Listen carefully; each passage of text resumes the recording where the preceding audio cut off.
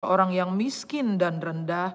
Para pegawai Saul memberitahukan kepada raja, katanya, demikianlah jawab yang diberi Daud. Kemudian berkatalah Saul, beginilah kamu katakan kepada Daud, raja tidak menghendaki mas kawin selain dari 100 kulit katan orang Filistin sebagai pembalasan kepada musuh raja. Saul bermaksud untuk menjatuhkan Daud dengan perantaraan orang Filistin.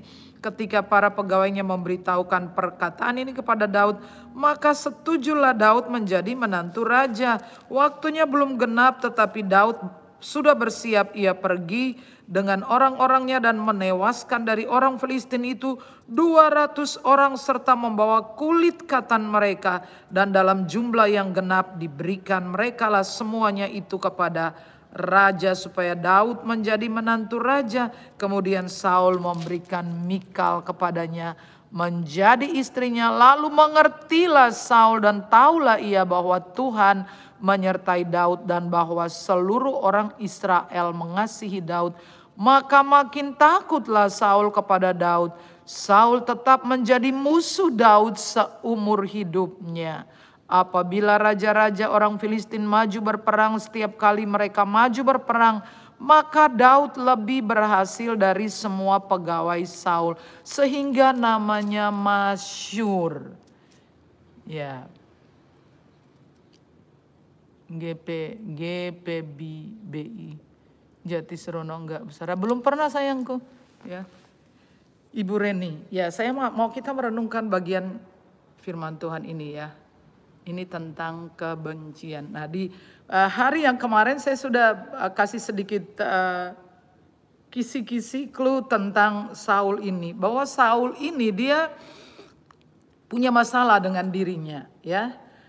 Ketika dia selesai mengalahkan orang Amalek dan tidak taat sepenuhnya, dia pergi ke Karmel dan di sana dia membangun monumen, dia membangun prasasti atas nama dirinya sendiri. Dia ingin dikenang. Saudara mengenal seseorang yang Shalom Ibu Ayu sayang, ya Ibu Evi Evelyn ya, yang seperti itu ada di antara saudara yang dia sangat ingin menerima pengakuan, ya dia haus akan pengakuan ya.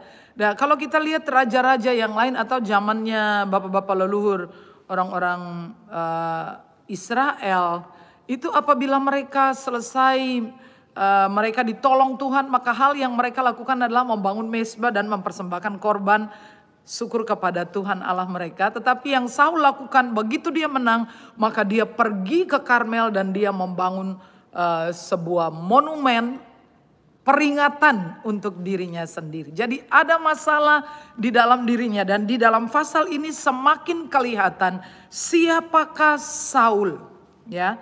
Bahwa waktu mereka pulang berperang dan kemudian perempuan-perempuan Israel keluar dengan rebana, dengan bunyi-bunyian dan kemudian sambil menari-nari di jalan mereka menyanyikan Shalom.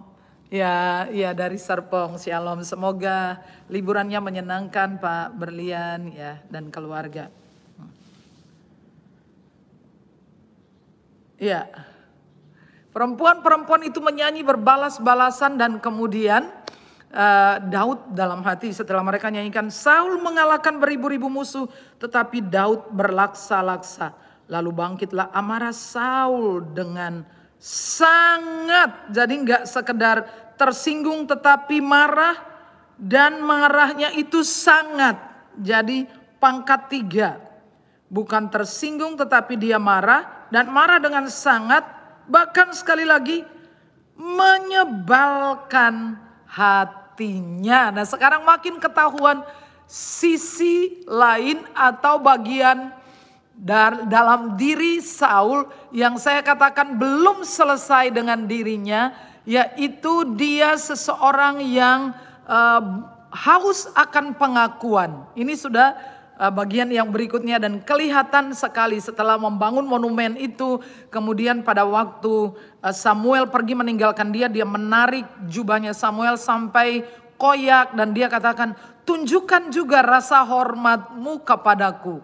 Nah teman-teman ya hal yang sangat penting adalah kalahkan diri kita sendiri. Karena musuh yang paling berbahaya itu